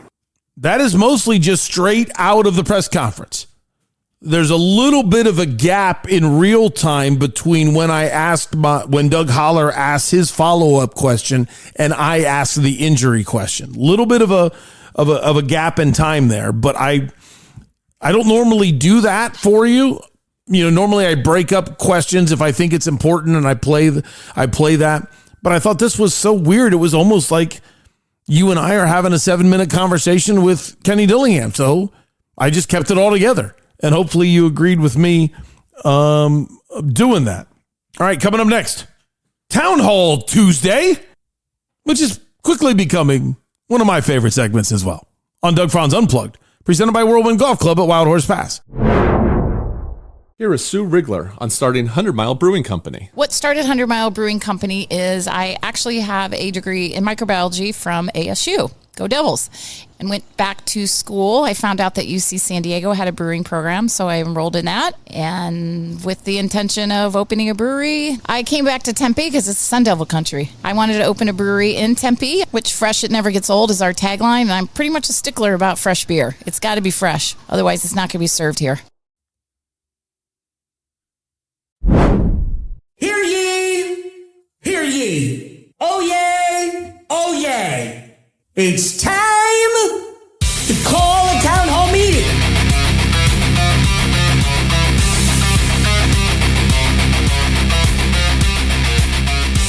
Yes, it's some of your, maybe not everybody's, favorite part of Doug Franz Unplugged. Presented by Whirlwind Golf Club at Wild Horse Pass. It is a Town Hall Tuesday in which my wife is nice enough to come in and do this part of the show live to tape, in which she just got home from both work and then singing with the Phoenix Symphony. What concert is coming up now? It's the holidays, so it's a bunch. We worked on Holiday Pops tonight, and we worked on Messiah tonight. Oh, okay. There's also a Home Alone concert in there, but we will be covering ASU game. We will be covering the ASU game. Oh, yeah. Yes. So we'll be a little busy. Yep. Okay. So you're not singing in that one. Correct. Okay. I understand. I'm excited about all of that and your Holiday Pops. And I'm glad we're not doing the Home Alone because I think that movie is pretty entertaining. Your father's reaction to that movie is just, it's kind of ridiculous. It's funny. He's funny. He's funnier than the movie, the way he laughs at the same thing over and over again. Do you want to know something that's funnier? Okay. He says he hates comedies. How do you hate comedies? I don't know. We've never been able to figure that out. Like, Dad, that's a comedy. It's the only comedy I like. That's a strange thing. I hate comedies. How does one hate comedies? I don't know. Oh my gosh, I don't even know where to put that in the in the world of things. Okay, we're ready. Let's do it. Let's roll. I'm a very casual Suns fan, but I do want to thank and support them for putting their games on free TV. Shout out to CBS 5, Arizona's Family, Channel 3, and whatever other call sign I left out. It's 3 TV. That's what it is. Okay. You have to say it very quickly. I'm just telling. I'm just reading what he wrote. Yeah, I'm just telling the writer. I've watched a couple games so far, a few observations. The rebounding effort seems noticeably better than in recent seasons. Booker seems to be a turnover machine when the other team is on a run. I felt like the Clippers and Nuggets games that the Suns missed an opportunity to get some of the rookies and young guys more playing time. Maybe it was because Kawhi and Jokic were both playing into the fourth quarter of big blowouts, which seemed odd to me. Are we sure the Rockets didn't ship the Suns Dylan Bricks and not Dylan Brooks? General Mike. General Mike, I completely agree with you about the rebounding. Let me just say simply, I don't think this is a very good team, and I love watching them play. I think that's a great. That's the way to phrase it. I really enjoy watching this team. Your second point, you're not wrong, but let me explain a different way of thinking. And that is with a team that's kind of new to each other with, the different pieces they have that aren't used to playing together. I think what you do in those situations is you play them during games when you're getting blown out because it's free minutes. It's like a free scrimmage. You're trying to develop the team chemistry of your starters because you don't have that yet. So I think that's why they're doing that. And I totally support that. There's nothing wrong with getting your rookies a lot of playing time. It's a very good way to go about it. But I think that's what they're trying to do. And lastly, Dylan Brooks creates an energy that the team needs, but he also needs to understand he's not there to bail them out. Not only is Booker a better shooter than he is, but Grayson Allen is a better shooter than he is, and Royce O'Neal is a better shooter than he is. So yes, if you're wide open, it's a good shot. However, you always have to think in the back of your head, there's a reason why I'm wide open. It's because the other team wants you to shoot. So if you've got a couple open looks and they don't go down, you're not the type that should shoot yourself out of a slump. You're the type that should get to the basket, get to the free throw line, or give up the ball. Doug's so bummed the way ASU played. Kicking woes again. Just not doing the little things right. On a positive note, the Lumberjacks got a win. Suns are fun to watch. Not expecting much, but that makes it fun. Cheers, Jamie, Flagstaff Scout for the Unplugged Army. # Unplugged Army. Congratulations on your Jacks. I thought ASU kind of stunk in their game against Houston. And it's not easy to play without the number 3 pick possibly in the NFL draft. That's not easy. But And Houston is a reasonably good team. I just think ASU didn't come out with that same level of physicality as they did against Texas Tech. And that had every reason why they didn't win the game. Was it an easy game? No. You had Tyson out. You had Prince Dorba out defensively. You had spots in the game where your quarterback wasn't in. I mean, all of those things were problems that made it hard to win. But I think there was a path to win if you would have played more physical football in the first half. Have you rewatched the game? No, I haven't yet, actually. Curious of how many pass interference no calls you can count. Yeah, that is. I'm not saying that's why they lost. Right. They didn't play well, but that was crazy. Yeah. Wow, look at you. I've known you for a little while now, and I don't remember you complaining about refs before. I'm not complaining. I'm stating an observation, which also happens to be fact. Okay. Your observations are always fact. Very good.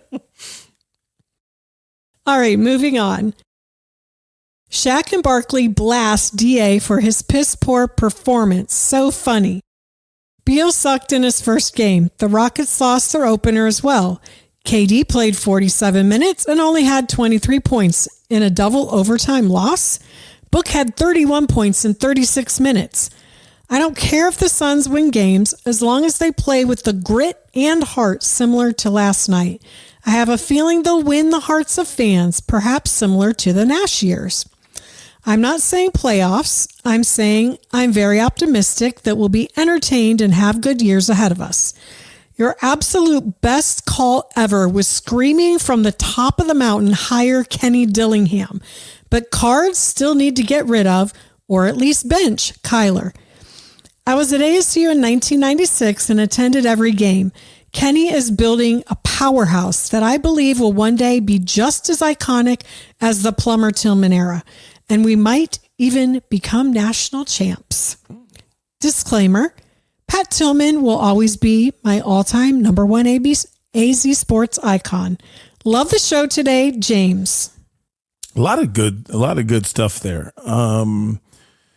So the Beal or everything he wrote about the Suns was on opening night. And you can tell Beal is struggling to try to figure out how to lock in with that team. And I am thrilled by it just like you are. If you say playoffs, meaning the play-in tournament counts as the playoffs, I think the Suns get into the play-in tournament. Won't be easy at all, but I think that they do. But there's going to have to be a lot of patience on all of our part because it's such a difficult road, not only to get there, but I think they're going to have a lot of losses built up early as they're trying to get used to each other, because when you want to play up tempo, you've got to have chemistry, and you don't have chemistry with people that you're just now playing with. And that's going to be difficult. Yeah. The reason why he made mention about my best call ever is I had said that the best opinion I had ever had, really in all my sports talk career, was the show that I did after the Murray Manifesto, when he erased all of the Instagram stuff. And I said, trade him now after year 2 of his career. And we're now in year 7. And everybody wanted to say, well, who are you going to get? And my opinion is, I don't care who you're going to get. You know, you're going to make a trade for somebody, or you're going to draft somebody and actually develop them. And that's what you do with quarterbacks. But Kyler isn't the guy. If he's going to act like that, move on. And I knew, because of the leverage Kyler had at the time, you were going to have to spend so much more money than what he's worth that you're going to be handcuffed by it. Well, where are we now? It's exactly where we are. And that's why I said that about Kyler. But you're right. Kenny was number one because of my relationship with him, and I saw the things that he was doing at Oregon. And I'll admit, there's no way I thought he was going to be this good. I thought he would be eventually. I shouldn't say that. I knew he would be this good eventually. I never thought it would be so quickly and to turn the program around the way he did. But the main reason why I wanted him is I knew how bad sanctions were, and nobody else was going to want this job unless it was a paycheck. like a guy on the back end of his career trying to cash in one more check. And we don't want that guy. We wanted somebody young and energetic to get through the sanctions, and they found him. And so even though this year isn't going the way we want, I'm not backing down again, screaming from the mountaintops that Kenny Dillingham is the man. This comes from Jean Lilly 14. Absolutely love the breakdown on pick and roll defense and offense. Sounded exactly how we teach our kids at Cornerstone Basketball. Good luck this week in fantasy football. I hear you have a scrappy opponent this weekend. Guess who won? Again. Wait, who said that? Who wrote? We're doing Town Hall Tuesday. Yes, I know. So at Gene Lilly is talking about his opponent. Who's his opponent? Probably you. Oh. Well, how did I do? We're not talking about you. You know, you switched the subject. That's exactly what we're talking about. That's what Gene is talking about. If you're wondering, Gene and I are in our own conversation. If you're wondering, I went 2-0. We've already talked to Guru Rich about me getting back up, and AZ Brew Crew took an 0-2 smackdown. Oh, yeah. So I have a bigger lead now, and I scored 140 points in the Bobby Mack League, and I am in first place in that league as well. So I'm in first place in 2 different leagues. Wow. Thank you. Did he say if I scored in the top echelon this week? We weren't talking about you, I thought. So he must have said I did. Well, I only had 105.86 points. I was in the top tier. So here's what I don't understand. Wow. Here's what I don't understand. 15 minutes ago, you had this look like I was being a bad husband for even asking you to do Town Hall Tuesday. You were so tired. Suddenly you talk about your fantasy team and your little Miss Energy. You can thank Jean Lilly 14 for that. Okay, I guess I can. No, Gene, your team was not scrappy, and I beat you down. So rude. But thank you for your compliments on me talking. I did do a deep dive into pick and roll because it was just a lot of the things that Jordan Ott was talking about. And again, I've said it a couple times now. I don't want you to ever switch from Doug Franz Unplugged. I want to be the number one podcast you ever listen to. And if you have time, feel free to listen to other people. But I need you, but I can't help but give credit when it's due. This new beat reporter, Steven, that covers the Suns for PHNX, is one of the most knowledgeable basketball dudes that actually he's the most knowledgeable basketball dude I've run into in this city in the years that I have been here. A lot of pretenders, a lot of people that think they know basketball and they don't. And I mean hardcore X's and O's of the game. And Steven is very, very knowledgeable. All right, someone tweeted a video of Sunday Night Football when the Steelers center, Zach Frazier, thought Pittsburgh was going with the no huddle, but he already touched the ball, so he had to hold on to the ball until he snapped it. You got this tweet from @AZ Brew Crew. Hey, Unplugged Doug, your rules guy, what would the penalty have been if he released the ball and returned to the huddle? Were you aware of this rule? You want to answer that first? Okay, yeah, that's a good idea. So if the description of what it wasn't good enough, it was pretty funny. Imagine the umpire, actually, to be specific, but the umpire spots the ball. And when he puts it down, he backs away, and the center for Pittsburgh walks right up to it in his regular stance and puts his hand on the ball. And there's nobody else around. There's nobody around him.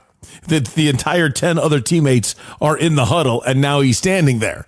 And it was very funny because, number one, the referee bailed him out and told him, don't move. Like the referee said something to him, and one of his teammates broke the huddle and came over to him and whispered him the play. What's funny is any other player could have gotten really close to the ball and listened.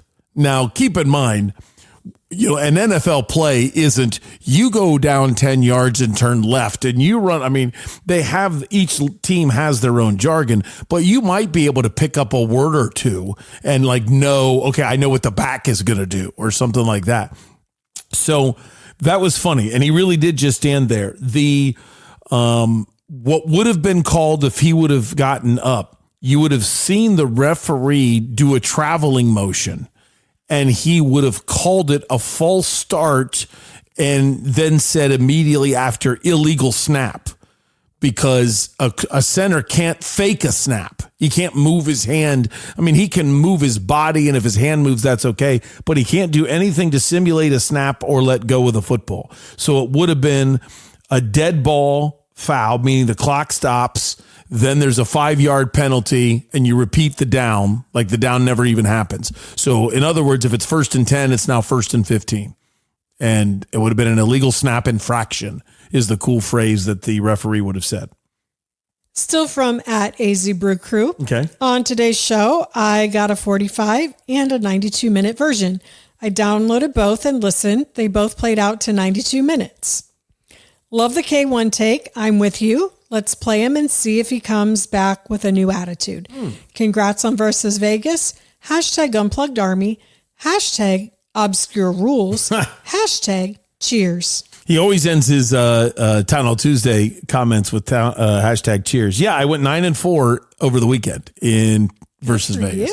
So that was pretty exciting. The situation, it's really sad of all ironies that this happened. Podbean blames me, and I don't know how, but yesterday was kind of an odd record. It was my 1,000th episode of Doug Franz Unplugged. Congratulations. With about, well, I think you're kind of important too, with about, I don't know, 800 of them presented by Whirlwind Golf Club at Wild Horse Pass. So pretty excited about 1,000 episodes. I bet there's a lot of podcasts that don't reach that number. However, only 45 minutes of the hour-and-a-half long show transferred to Podbean. And they put that up. And then when I said, what are you guys doing? They said, what? You sent us a 45-minute version. And I sent them a screenshot that showed a 90-minute version. And they said, send it again. And this time send the whole thing, which it's only one button. You hit the button and it sends. Now, I have since floated around some frequently asked question pages and found out, and we do have horrible internet in Goodyear, that there could have been just a glitch in the internet, and then boom, that's the end of the send. So it just keeps what it's got for 45 minutes. So when I reposted it, that's why some of you had a 45-minute version. Some of you had a 90-minute version. And in Brew Crew's case, somehow it fixed the 45-minute version and made it 91, and you gave me 2 downloads of 2 different shows, but it counts all as one, so thank you. That was very nice of you, AZ Brew Crew. Thanks to everybody that found yesterday's show screwy and you stuck with me. Podbean is blaming me. I am blaming Podbean. Then there you go. All right, Farmer Braxton sent you a video of an upper age group Little League or high school baseball game. I wrote that part because I couldn't tell. Looked like a tall kid, but I wasn't sure. Yeah. Okay. So in that game, the pitcher threw a pitch at a kid's head and the batter caught it instead of letting it hit him. So Farmer Braxton wants to know, what is the MLB ruling on catching a pitch that would have hit you in the face? Great question. It's not an MLB rule. It's a every rule. And I can't tell you. And the reason why I can't tell you is because it's 100% a judgment call. So just to describe the play, imagine a right-handed batter. His bottom hand is his left hand. The pitcher throws the pitch and it's going at his head, and he sticks his left hand up to block it. Like instead of getting out of the way, he puts his left hand up and then kind of realizes the pitch really isn't going that fast, and he just catches it. And there you go. So here's the rule. If a batter is hit by a pitched ball, he gets first base unless he makes no intent to get out of the way.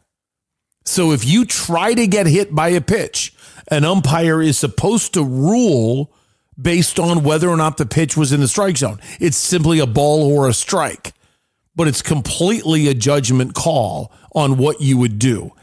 In this situation of the Little League / high school kid, I would have ruled he gets first base, because even though he caught it, and you could easily argue he didn't try to get out of the way, which you're not wrong, To me, it looked like he put the hand up as a defense mechanism to block the ball and then just naturally as an athlete caught it. And I think, to me, since his reaction was to block the pitch, I would have given him first base. But since you specifically said MLB, there's no change in the rule, but any Major League Baseball player that's that talented that can actually catch with their bare hand a pitch thrown by a Major League pitcher, he's not trying to get out of the way, and therefore I would have ruled ball, and that would have been the only ruling. But it's a completely judgment call by the umpire on whether or not the hitter made an attempt to get out of the way. That's a great question. Yeah. All right, General Lance says, thank you, Doug. Dana Scott was absolutely fantastic. Love the knowledge and the insight. Hashtag Unplugged Army. Hashtag more of this. I am a huge fan of Dana. I don't know how to put this. We don't think alike at all. Like, there's nothing similar about us other than I hope that you think I'm a good person. I know he is. And so you just have two passionate guys who love basketball in general and like the Suns. I love the Suns. I think he likes them in a journalistic kind of way. And he's just a really good person. And plus, he reminds me a lot of me at that age, in which he's got two young kids. He's got a young wife, and he's aggressively pursuing life and trying to get better at life all the time and move up the ladder of media. And I just think that that's really cool. And anything I can do to help him, I want to do. Excellent show. Loved hearing the deep dive and season predictions for the Suns with Doug and Dana. Discord Brian. Oh, thank you, Discord Brian. That was really cool of you. We went a lot of different places in that conversation. And remember, what you're doing too is when you send out these thank you notes, they start to build. And not only does that person want to come back on the show more often, but think about it. All of us have balls in the world. Balls. That pitch was a ball that I'm looking at. I guess half the population does not, actually. I was wondering where you were going with this. Okay, I'll secretly admit, it's the top of the 15th inning. I'm watching the game as I'm talking to you. And I wasn't paying attention, and I thought it was a strike, and then the ump ruled it a ball, and then I was thinking in my head that wasn't a ball, and then I'm kind of stuck right now, so never mind. So anyway, almost all of us have a boss. So imagine Dana's boss continually reading all of these tweets about how much people enjoyed Dana. What does that do? It can help Dana in his career at the Republic. It can help Dana in potential opportunities elsewhere. And it can help me in an opportunity with the Republic. I would not change this show if I was hired by the Republic, other than there are some writers that they have that I think are really good. And I would have them on more often to support, in a sense, my new company, but also the distribution. We would hopefully have the Unplugged Army, an Unplugged Army page on the AZ Central website and something like that. Those are just my hopes and dreams. And whenever you do stuff like General Lance did and Discord Brian did, you're moving us in that direction. So I appreciate it. All right, the next one comes from @GolferDust. Heard the mac and cheese story this morning. So funny. It got us all there revisiting the famous little craft box. I am, again, what are they doing? I don't know. It's terrible. Who made the decision to say, let's make pasta noodles that actually not only fall apart, but can then fit through the colander? The pasta noodles have been, it's like they went through a shredder. Like, they're whole when you pour them in the box. And then when you pour them back into the strainer, it's like they went through a paper shredder. It makes no sense. It is just cheese mush now. It's not mac and cheese. It's mush and cheese. Kraft mush and cheese. How long were you preparing to say that? I was tonight? not. It just hit me. Come on. You know me better than that. Thanks, Dana Scott. Here's why you know me better than that. If I would have thought of that earlier today or yesterday, I would have already used it on you. Okay. Did you know I was moving on? What is this? Are you like the director? You are the voiceover talent of Town Hall Tuesday. You are not the director of Town Hall Tuesday. That's what you think. Oh, I see. Thanks, Dana Scott, for joining Doug. Very entertaining discussion. Hilarious that today's Doug's big one was about mac and cheese at Merrick M. You're listen, the rule is what's my number one opinion of the day? And that was my number one opinion of the day. All right, at Deep Dish Douglas. What's with all the alliteration today? I think it's fantastic. Messing me up. At Deep Dish Douglas says, listening from Chicago, the right way to score euchre is with 5s, not 6s and 4s. Thank you, Deep Dish Douglas. I had no idea that North Korea had a Chicago in it. Is that all? I mean, it's communist. For you to think that you keep score with 5s, I mean, that's ridiculous. Have you looked it up online? No. One of us has to do that. Well, I don't want to look it up online. I don't want Kim Jong-un taking over my computer when I look online at people that score with 5s. I don't get this. Is it a continental thing? No. Okay. People, I guess there's a band of rebels in Michigan. That keep score with 5s, or now one in Chicago. I've never heard of this in my life. Me either. I've been playing euchre since I was 7 or 8 years old, and I've met millions of people in college that played. I've met millions of people through my life that play. 0 people ever got out of 5. Like, I've never even heard of this until Merrick M brought it up, and now Deep Dish Douglas. But I do like the name. I'm kind of jealous, to be honest. Do I have to start calling you Deep Dish? I'm thinking of like when I do deep dives into, it's time for a deep dive with Douglas, something like that. All right. At Bob Curlin 49682 says, bad coaching decision have definitely cost us a close game or two this season. I'm going to disagree with you, Bob, but I don't want you to think I'm protecting the coaches. There's no doubt that decision and it was in reference to the Cardinals, that decision by head coach Jonathan Gannon to kick the ball through the end zone and get a touchback and not take any time off the clock to end the first half against Green Bay. That was a terrible coaching decision.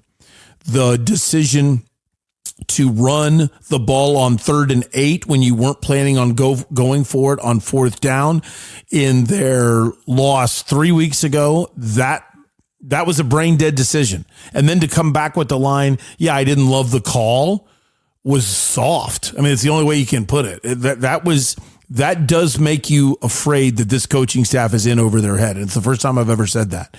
But because that was just so bad. It was just so bad, some of these decisions.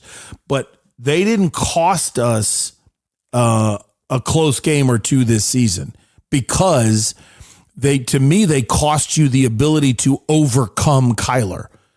If Kyler Murray is just simply reading the play, doing his homework, and putting the ball where the defense is allowing it to go. There's an old line from an offensive coordinator from the New England Patriots. I just blanked on his name, that used to coach the Broncos and the Raiders for a little bit. He used to say the defense gets a vote. And what the point is, we're putting up enough options out there that the defense is going to be stressed and they're going to have to leave somebody open. And therefore it's a race. Josh McDaniels, sorry. It's a race to figure out where can the ball go before I get hit if I'm the quarterback.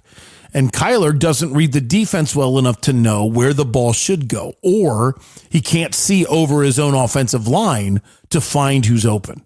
And therefore, he's at fault. And then that magnifies these bad decisions that, in my opinion, wouldn't need to be made if Kyler played better. Last one comes from @SUNS Keith. Say what you want about that Suns team, but they got grit. We talked about it a little earlier in the show. Suns lost by 4 last night in Utah in overtime when they were down in the first quarter at 1 point, 16-2. And they don't have Jalen Green. He hasn't played in a game yet this year. And then last night they didn't have Dylan Brooks. So you're down 2 potential starters, and you play like that, come all the way back, and make it a really good game. The only thing that really drove me crazy about last night's game was the fouls, but that does tell you, Suns Keith, the grit. Normally when I see a foul disparity like that, I'm all up in arms at the officiating. In this game, I thought it was typical bad NBA officiating, but it wasn't ridiculous. It was just simply Utah was a little bit more aggressive, and then U of A's Lauri Markkanen going for 51 didn't help. That was clearly a matchup that the Suns could not handle. But to see Mark Williams give you 25 points in 11 minutes, that's what I mean. Something is being built, and it's going to have an ugly foundation for a while. This is, to me, it's more like a renovation than a rebuild. And a rebuild is like you tear it down and then start over. And a renovation is where you're fixing stuff. And here's why I say that. Because it's almost like, to me, they've started the foundation of a house that was already there that they thought was okay. So they bought the house, and now they get in it and it's terrible. So you almost have to tear down more pieces than what you realized to then build it back up. It's going to be rough. I mean, you just lost to Utah. Utah's terrible, right? And you lost to Utah. You were down 16-2 to Utah. Not good. But that's what I mean. It's going to take a while. Be upset. Be a hardcore fan, demand excellence, even though they're not excellent. Yet at the same time, be understanding and be patient after the game and understand that they are building something, and it will get there. I totally believe in this team. I'm not saying they're going to win a championship this year. I think they're going to get the 8 seed and lose in 4 games to the 1 seed.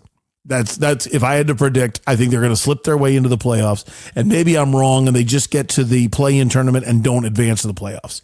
But this team will fight every second of every game. And that is Town Hall Tuesday. We don't have a good close. I just look at you and always wonder, do you have one more thing? I was just going to say, happy Town Hall Tuesday. Happy Town Hall Tuesday. It's time for Versus Vegas.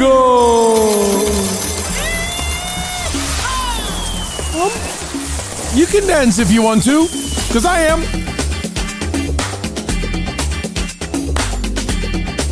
We went 2-1 yesterday, but I don't know the rule if I don't get credit for being 2-1 because the one I missed was so bad. That if you miss the game as bad as I did, does that mean that therefore I don't get credit? I don't know. This is so bad. But we went 2-1 yesterday. Loved the Houston Rockets over Brooklyn, who was on the back end of a back-to-back. The Rockets had to clear 15.5 points. Houston won 137-109. They won by 28. So we cleared that one by a mile. And I went for blood money. I told you that the Chiefs shouldn't have a problem with Washington. They were favored by 10.5. Chiefs won by 21, 28-7. So we got those 2 games right. The game we got wrong, oh my. I mean, just oh my. Boston and New Orleans. Boston had a back end of a back-to-back. I believe they came all the way down from Minneapolis. When you have a long flight, I like the home team.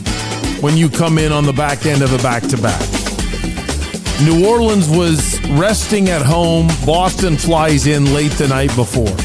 I didn't like New Orleans being favored, though. That didn't make sense to me because I knew New Orleans was bad. So I wanted them on the money line. But I said, fine, I'll lay the 2.5. We'll see what happens. New Orleans didn't cover because they didn't win. Boston won. So you got to think it would be close if New Orleans was favored. Boston had 122 points. New Orleans had 90. 90. They lost by 32 points. I took a team to win, not only win, to cover the spread that lost by 32 points. But it's all line drive in the box score because we went 2-1 yesterday. Okay, here's our games for today. I got 4 NHL games to start with, and then an NBA game. Everybody here on the money line. I got Philly, Chicago, the Islanders, and Detroit on the money line. There were only 2 games yesterday in the NHL.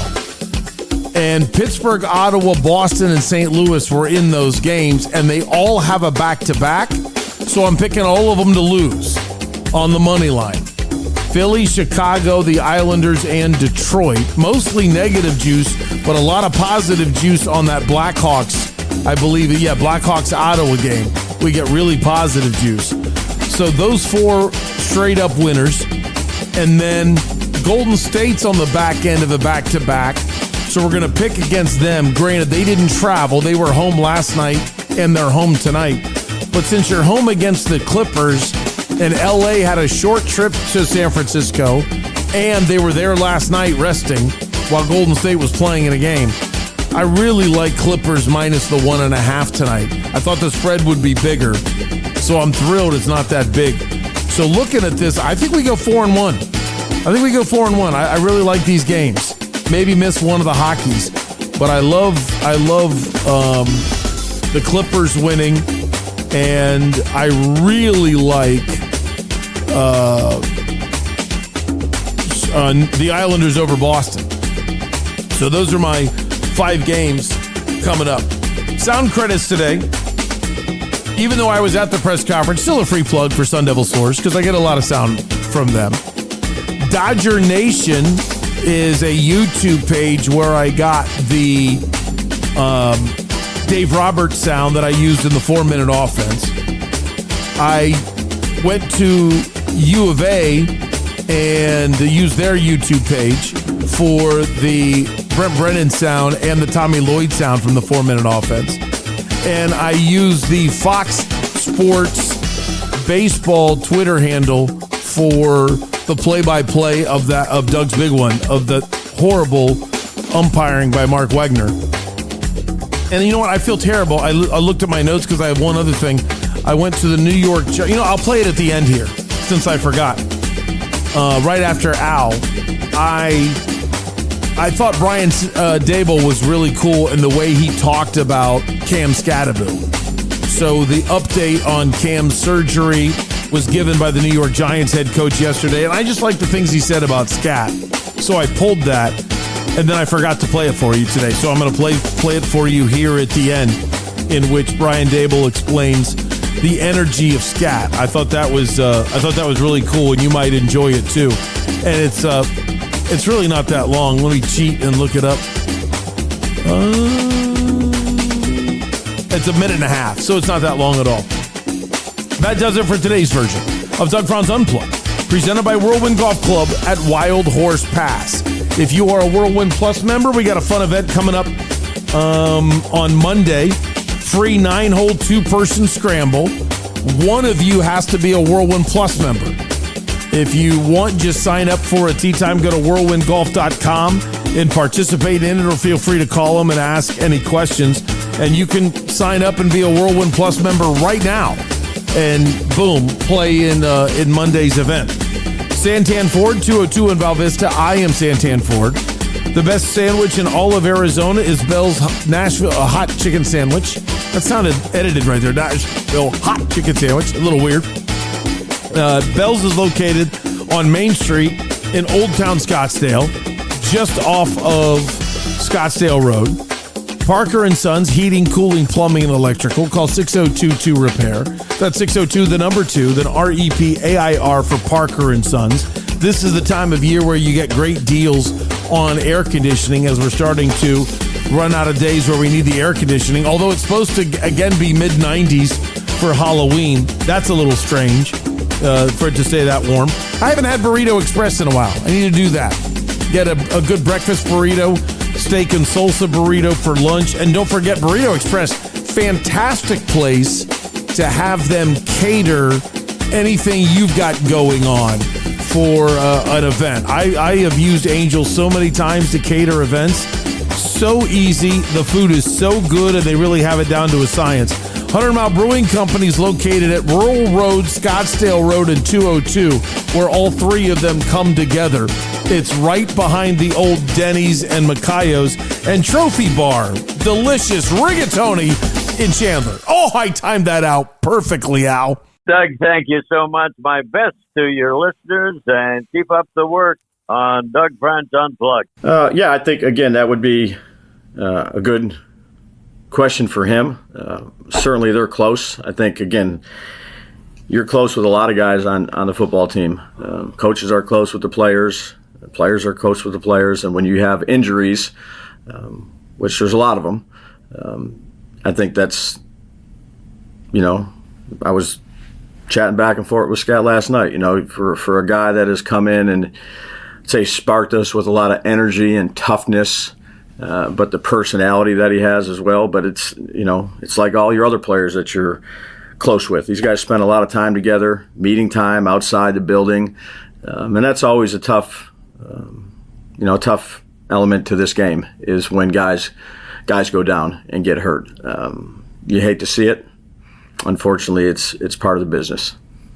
When you say you were talking to him, you were FaceTiming with him, texting, chatting, calling? No, we were texting. Then he texted me pretty early today. He's an infectious personality. What was it, 4:08 this morning? I got a text from him. That's Scott. How would you say his spirits are from your conversations? Yeah, they're good. I mean, as good as can be through text, but you feel for your players when they go down like that.